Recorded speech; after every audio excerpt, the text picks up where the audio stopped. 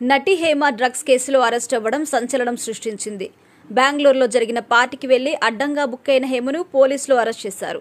ఆమెను రిమాండ్కు కూడా తరలించారు. అనంతరం షరతులతో కూడిన బెయిల్పై బయటకు వచ్చింది. బెంగళూరులోని శివారులో ఒక వ్యక్తి బర్త్డే పార్టీ నిర్వహించారు. ఆ పార్టీలో డ్రగ్స్ వాడుతున్నారని పోలీసులకు సమాచారం రావడంతో దాడి చేశారు. దాదాపు 80 మందిని అదుపులోకి తీసుకున్నారు. ఆ రైడ్లో టాలీవుడ్ నటి హేమ పట్టుబడడం హాట్ టాపిక్ గా మారింది. ఇక ఆమె డ్రగ్స్ తీసుకుందని నిర్ధారించిన పోలీసులు విచారణకు రావాలని నోటీసులు కూడా పంపారు.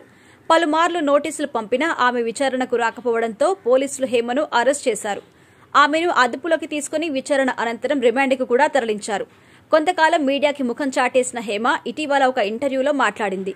తాను ఏ తప్పు చేయలేదు అని, నిజానిజాలు త్వరలో కోర్టులో రుజువవుతాయన్నారు. అప్పుడు తానేంటో అందరికీ తెలుస్తుంది అంటూ వ్యాఖ్యలు చేసింది. ఇక తాజాగా సోషల్ మీడియాలో ఒక వీడియో పోస్ట్ చేసింది. సదరు వీడియోలో రేవ్ పార్టీ విషయంపై ఆమె కీలక విషయాలు వెల్లడించారు. హేమ మాట్లాడుతూ, గత కొద్ది నెలలుగా మీడియాలో నాపై అనేక పుకార్లు వచ్చాయి. చెయ్యని తప్పుకు నాపై నిరాధారమైన కథనాలు రాశారు.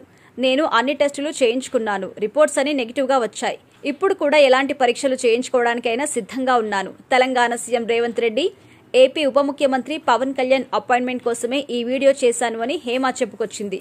ఆమె చేయించుకున్న డ్రగ్ టెస్ట్ రిపోర్ట్ ఈ వీడియోలో షేర్ చేసింది. ఈ వివాదాన్ని పరిశీలిస్తే మే 19, 20 తేదీల్లో బెంగళూరు శివార్లో గల ఒక ఫామ్ హౌస్ బర్త్డే పార్టీ నిర్వహించింది.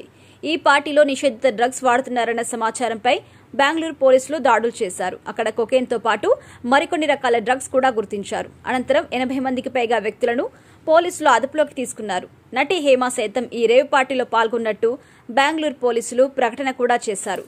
కన్నడ మీడియాలో నటి హేమ రేవ్ పార్టీలో పాల్గొన్నట్టు కూడా కథనాలు కూడా వచ్చాయి. ఈ వార్తలు ఖండిస్తూ హేమ ఒక వీడియో చేసింది. తాను బెంగళూరుకు వెళ్లలేదు, హైదరాబాద్లోనే ఉన్నాను. రేవ్ పార్టీలో నేను పాల్గొన్నానంటూ వస్తున్న కథనాల్లో నిజం లేదని హేమ క్లారిటీ ఇచ్చింది. అయితే హేమను విచారించిన బెంగళూరు పోలీసులు అరెస్టు చేసి రిమాండ్కు తరలించారు. ఆమె బెయిల్పై విడుదలైంది. మూవీ ఆర్టిస్ట్ అసోసియేషన్ ఆమె సభ్యత్వాన్ని కూడా రద్దు చేసింది. తాజాగా నేను ఏ పాపం చేయలేదు, మీడియా నన్ను చెడుగా చిత్రీకరించింది అంటుంది. హేమ తప్పు చేయకపోతే పోలీసులు అరెస్టు ఎందుకు చేస్తారు అనేది అందరి ప్రశ్న. మరి దీనికి హేమ ఎలాంటి సమాధానం చెబుతారో చూడాలి మరి.